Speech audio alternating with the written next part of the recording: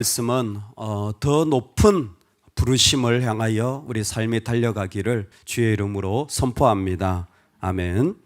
여러분, 우리가 어느 때에 있든지 간에 하나님은 그 사람을 여전히 부르셔서 그냥 살아가는 사람이 아니라 the higher life, 그곳에서 더 높은 차원의 삶을 살도록 초청하시고 그리고 도전하신다라는 것입니다. 평생 동안 하나님의 백성들을 이끄는 일에 부름을 받았습니다. 하지만 어느 순간이 되자 야, 넌 됐다, 이제 그만해라. 너는 이제 땅에도 못 들어가고 그냥 여기에서 죽을 거야. 아니, 여기서 죽을 것 같으면 왜 부르셨어? 여기서 멈추게 하고 저 땅에도 못 들어가게 할 것 같으면 왜 나를 그 40년 광야에서 훈련을 시키시고 왜 40년 동안 이 백성들하고 징글징글하게 아주 살게 하셨는지 이해할 수 없는 그 모든 어려움의 자리를 가질 수도 있는데, 여러분, 하나님의 삶은요, 버림받았던, 택함을 받았던, 세워졌건 세워지지 않았건 상관없습니다. 그 자리에서 또 부르시는 하나님을 찾게 되는 줄로 믿습니다. 그 자리에서 또 하나님을 만나게 되어지는 거예요. 마지막 모세의 사역이 뭡니까? 신명기 사역이에요. 3번의 설교를 통하여서 지금까지 하나님 주셨던 그 은혜를 자기와는 세대 차이가 40년이나 나는 도무지 광야라고는 경험도 못한 이 새파란 젊은이들 앞에서 노땅 할아버지가 뭐예요? 그들을 위하여 자신을 준비하는 거 아닙니까? 그들이 들을 수 있도록, 그들이 이해할 수 있도록, 그들의 마음에 담겨지도록 다시 한번 메시지를 선포하는 게 신명기의 메시지잖아요. 그래서 히브리서에 보면요, 모세의 삶을 평생 동안 하나님 집 사환으로 충성했다고 했습니다. 그가 앞에서 리더가 되었건, 그가 광야에서 버림받았건, 아니면 그가 마지막 순간에 들어가지 못했던지 간에 그는 여전히 충성하는 삶을 살았다라는 겁니다. 어떻게 해요? 내가 살고 있는 자리, 내 눈에 보이는 것보다 더 higher life가 있다라는, 더 높으신 하나님의 부르심과 세계를 그는 여전히 보고 있었다라는 것입니다. 여러분, 오늘 우리가 살아가는 자리에서 내가 보는 것보다 더 높으신 차원에서의 하나님의 부르심을 볼 수 있기를 간절히 축원합니다. 아멘. 오늘 온 땅과 온 하늘을 향하여 지금 선포하는 게 그거예요. 하늘아, 하나님을 찬양하라. 1절에서 할렐루야, 하늘에서 여호와를 찬양하며 높은 데서 그를 찬양할지어다. 네가 높은 데 있니? 너도 하나님을 찬양할지어다. 그리고 오늘 7절에 보면 너희 용들과 바다여 땅에서 여호와를 찬양하라. 네가 낮은 곳에 있니? 너도 하나님을 찬양할지어다. 그곳에서 네가 처한 환경에서 내가 뭐 천사고 내가 해와 달이고 뭐 내가 그런 게 아니라는 거예요. 거기에서 너의 또 다른 부르심이 있다라는 거예요. 또 다른 차원의 삶이 있다는 건 뭐예요? 하나님을 찬양하는 것. 불과 우박과 눈과 그리고 산들과 백향목과 짐승과 모든 가축과 기는 것과 세상의 왕들아, 심지어 사람들아, 총각과 처녀야, 너희들은 여호와 이름을 찬양할지어다. 그래서 오늘 14절에 보면 그가 그의 백성의 뿔을 높이셨으니, 백성의 뿔을 높이셨으니, 혼이죠. 나팔이 나팔. 뿔을 높이셨다라는 거예요. 근데 그 나팔이 동물의 이 뿔을 통하여서 만들었기 때문에 이게 달라진 거예요. 뿔이에요, 뿔. 동물의 뿔이지만 이게 나팔입니다. 근데 하나님 뭐라고 말씀하시냐면 그가 그의 백성의 뿔을 높이셨으니, 이게 무슨 얘기죠? 뿔을 높였다는 게 뭐예요? 원래 이스라엘 백성이 뿔을 가지고 다니는 이유는 한 가지입니다. 군사적 목적이에요. 자, 전쟁하러 갑시다. 아이고, 안 됩니다. 뒤로 나오세요. 아니면 그들을 모으는 목적입니다. 자, 제가 한 번 불 때, 2번 불 때, 3번 불 때 지파가 이렇게 나오고요. 선약이 되어 있던 약속이에요. 그 모든 것도 전부 다 사실은 광야 가운데 전쟁이나 이동을 위한 군사적인 용도가 뿔이에요. 나팔을 부는 거죠. 이 나팔이 군사적 용도였는데 이제는 아닌 거예요. 이제는 나팔을, 그 뿔을 높이셨다라는 건 군사적 용도가 아니에요. 뭐예요? 하나님을 찬양하는 용도로 뿔을 사용하기 시작하는 거예요.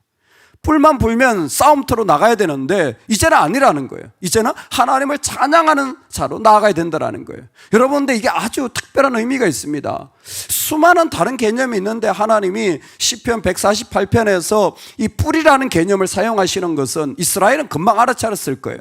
여러분, 왕에게 세 가지 금해진 게 있잖아요. 첫 번째가 말을 많이 가지지 마라. 두 번째, 여자를 가지지 마라. 그렇죠? 세 번째 뭐예요? 돈을 많이 가지지 마라. 세 가지를 하지 말라고. 세 가지 다 어긴 사람이 솔로몬입니다.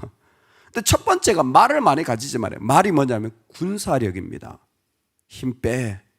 너의 힘을 의지하지 마. 너의 힘을 의지하지 마. 이게 뿔의 기본적인 마음이에요. 뿔을 분다는 것은 그들의 군사력을, 그들이 가지고 있는 말의 힘을 지금 사용한다라는 겁니다. 그런데 이제는 네가 말의 힘을 사용하는 자가 아니라 하나님의 이름을 높임으로 말미암는 능력을 사용하는 자로 바뀌어지는 부르심의 자리에 섰다라는 겁니다. 할렐루야.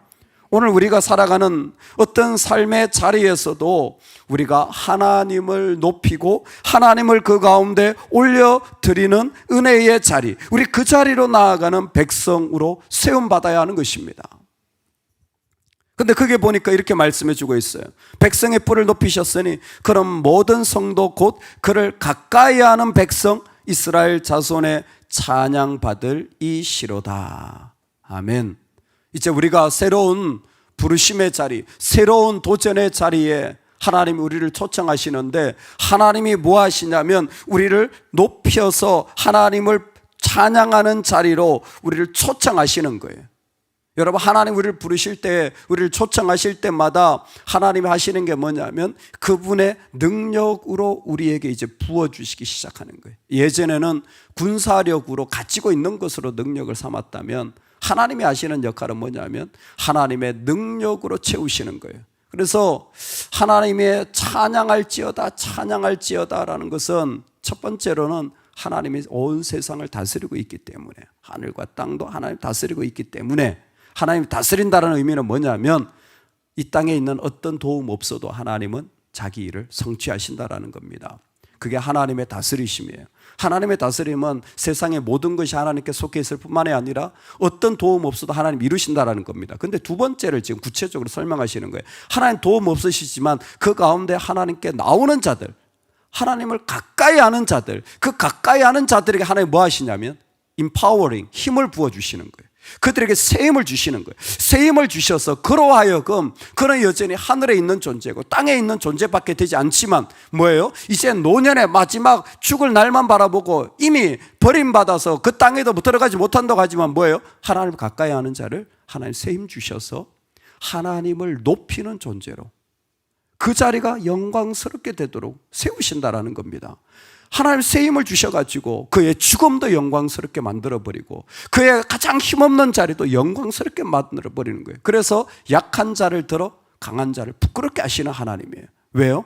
하나님이 힘 주셔서 세우시는 자리를 지금 보여주시기 때문에 어떤 사람? 하나님을 가까이 하는 백성이라는 특별한 메시지를 그 가운데 세우십니다. 가까이 하는 자들은 누구냐면 하나님을 가장 가까이 있었던 사람들이 누구냐면 제사장이에요. 제사장입니다. 하나님의 제사장의 그 관계를, 특별한 관계를 이스라엘 백성 전부로 지금은 이제 확장시켜서 모든 사람이 하나님의 제사장 되어서 나를 가까이 하는 자 중에서 나를 나타내겠고라는 레위기의 말씀을 지금 이 본문에다가 그대로 적용하여서 그의 이름이 이 땅 가운데 높임을 받는데 그는 모든 성도 곧 그를 가까이 하는 백성 이스라엘 자손의 찬양을 받으신다라는 겁니다.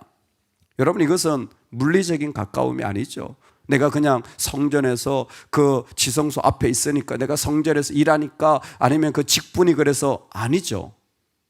레위기를 보면 하나님께서 가까이 하신다. 그래서 가까이 하는 자들을 부르시는 특별한 관계는 그 사람의 직분이 아니에요. 예를 들어서 나답과 아비후 같은 녀석들은요, 불안당 같은 녀석들이 되어진 거예요. 그게 아무거나 아무 불이나 막 썩고 이럴 수도 있습니다. 근데 거기에 중요한 게 뭐냐면 아무것도 썩지 않은, 아무것도 뭔가 그 가운데 보태지 않고 오직 하나님만을 순전하게 드러내는 자들, 이게 가까이 있는 자들의 특징이에요. 순전하게 하나님만을 그 가운데 생각하지 내 생각을, 양념을, 조건을, 환경을 자꾸 썩지 않아요. 우리 따라합시다. 하나님 앞에서는 앞으로 나가야 됩니다. 여러분, 하나님 부르실 때요, 뒤로 물러서면 안 돼요. 하나님 원하실 때 뒤로 물러서면 뭔가 지금 섞이고 있다는 거예요. 성경에 있는 그 나답 아비오 같은 불안당이 지금 되고 있다는 거예요. 뭐 복잡한 거 없습니다. 내 생각이 자꾸 섞여지고 있다? 아, 내가 하나님 가까이 하고 있지 않구나. 내가 하나님과 지금 멀어지고 있구나. 내가 지금 제사장인데 이러면 안 되지. 다른 건 몰라도 순전한 하나님만을 향한 생각을 지켜야 될 사람이 우리인 거예요. 그래서 야고보는 구체적으로 했습니다. 너희는 하나님을 가까이 하라. 그리하면 너희를 가까이 하시리라.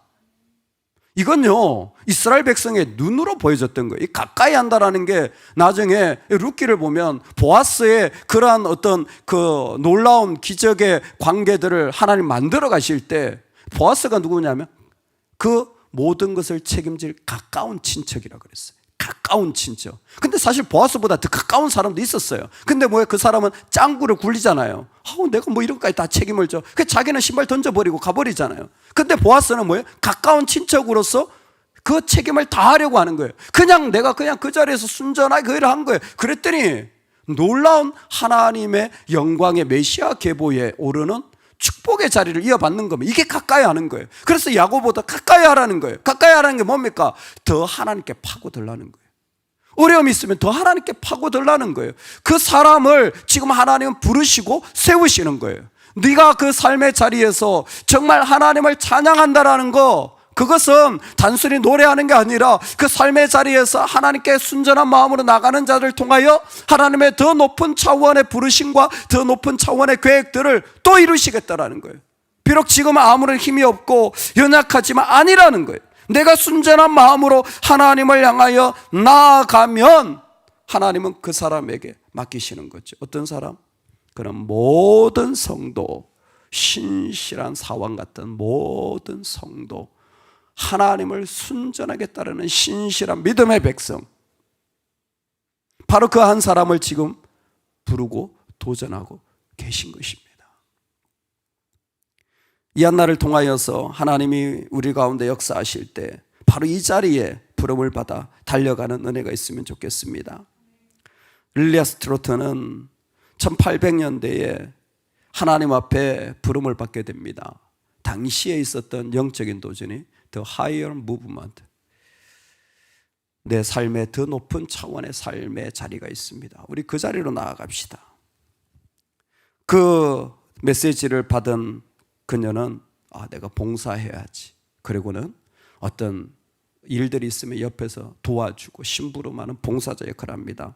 미술에 탁월한 재능이 있었지만 그러나 그 자리를 내려놓고 그 봉사의 길들이 어느덧 가다가 매춘하는 여성들, 그들을 돕는 사역으로 옮겨가게 되어집니다. 그들을 돕다가 하나님이 이 사람들 그냥 돕기만 해서는 안 되겠다. 내가 하나님 말씀을 좀 나눠야 되겠다. 그리고 말씀을 같이 나누기 시작합니다. 그러다가 하나님이 그녀를 알제리로 선교사로 보내시는 거예요. 무슬림 땅에 네가 나의 종이 되어야 되겠다. 거기에 38년 동안 평신 독신 선교사로 그 가운데 평생을 섬기다 하나의 부름을 받습니다. 지금 내가 할 수 있는 부분에서 그저 내 재능 가지고 먹고 사는 게 전부가 아니라 이곳에서 지금 하나님이 원하시는 또 다른 차원의 부르심이 있구나. 또 다른 차원의 부르심이 있구나. 또 다른 차원의 부르심이 있구나. 그걸 두드리며 살아가는 삶. 그때에 세상에 보지 못한 그 놀라운 영광을 보는 거예요.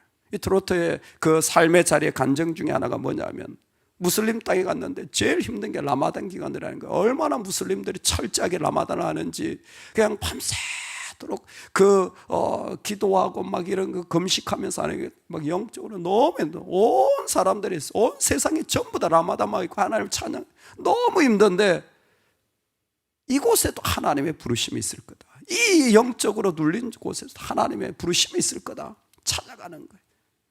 하나님이 마음을 주시는데 그 사람들은 어둠의 세력과 그렇게 금식을 한다며 너는 나하고 그 기쁨의 만찬을 즐기자. 그러고는 라마단 기간이 끝나자마자 그곳에 있는 믿음의 백성들을 전부 다 불러가지고 축하연을 여는 거예요. 무슨 축하연이에요? 우리는 하늘나라 백성이다. 우리 하늘나라 백성으로 살아가자. 축하연을 여는데 모든 사람들의 마음에 불이 임하는 시간이 되었다는 거예요. 밥을 먹는데 불이 임하는 시간이 된 거예요. 하나님 지금도 우리 삶에 생각하지 못한 또 다른 차원의 부르심을 이루어 가시는 분인 줄로 믿습니다. 그래서 온 세상을 향하여 하늘아, 네가 하늘에 있다고 된 게 아니야. 너도 그곳에서 찬양할 자리가 있어. 온 땅아, 네가 땅에 있다고 설파할 필요 없어. 네가 찬양할 하나님이 계셔. 지금 우리가 그 하나님께 가까이 가자. 그리고 그 하나님을 높이자. 할렐루야. 오늘 우리의 삶이 그렇게 부름받기를 간절히 축원합니다.